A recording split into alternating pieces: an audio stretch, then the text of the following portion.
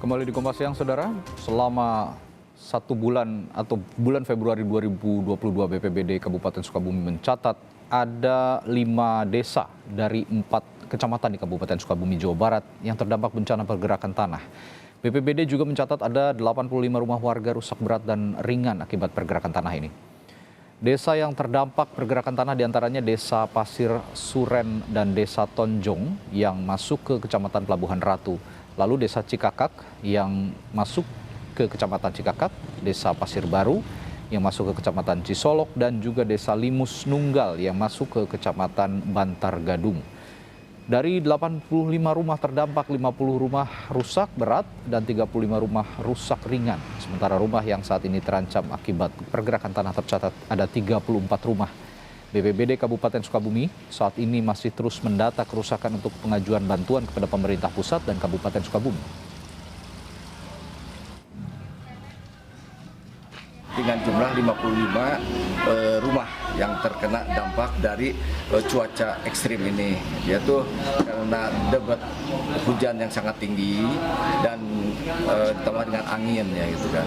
Ya, akhirnya kita sudah di assessment di lapangan dengan jumlah sekian, kita sudah turun dari BPBD, kita dengan tim sudah mendata.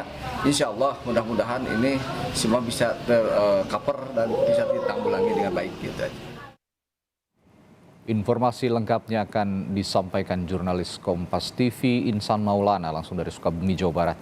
Insan, hingga saat ini apakah pergeseran tanah terus terjadi? Ya, terima kasih Radi dan juga saudara. Memang pergeseran tanah yang terjadi di 4 kecamatan di Kabupaten Sukabumi itu tidak terjadi dalam satu waktu, melainkan terjadi dalam beberapa hari secara berkala hingga beberapa minggu. Hingga saat ini pergeseran tanah masih terjadi secara perlahan dan pergeseran tanah sudah mencapai 5 sampai 10 cm dengan kedalaman sampai 3 meter. Dan berdasarkan data dari BPBD ada 85 rumah yang mengalami kerusakan, 50 diantaranya adalah rusak berat dan 35 rusak ringan. Dan memang beberapa warga mengaku pergerakan tanah hingga saat ini masih terjadi dan menghantui mereka, dan terutama ketika cuaca hujan turun. Beberapa warga pun mengaku selalu mendengar bunyi patahan atau retakan di rumah mereka hingga keesokan harinya setelah diperiksa rumahnya retak dan rusak begitu, Radi. Baik, Insan, lalu apa penyebab dari pergerakan tanah ini dan apa penanganan yang dilakukan oleh Pemda Kabupaten Sukabumi?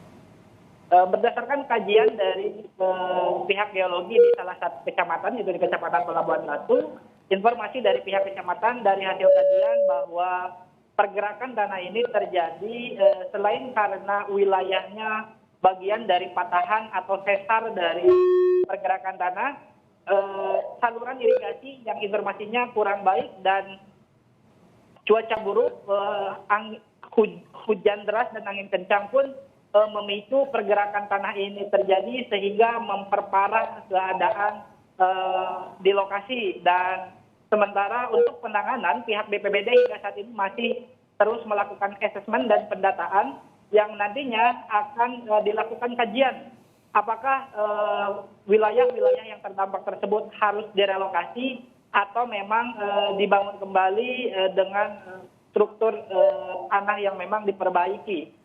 Hingga saat ini masih memang masih melakukan kajian begitu, Radi. Baik, lalu Insan, apakah ada posko pengungsian bagi warga yang rumahnya rusak dan terdampak?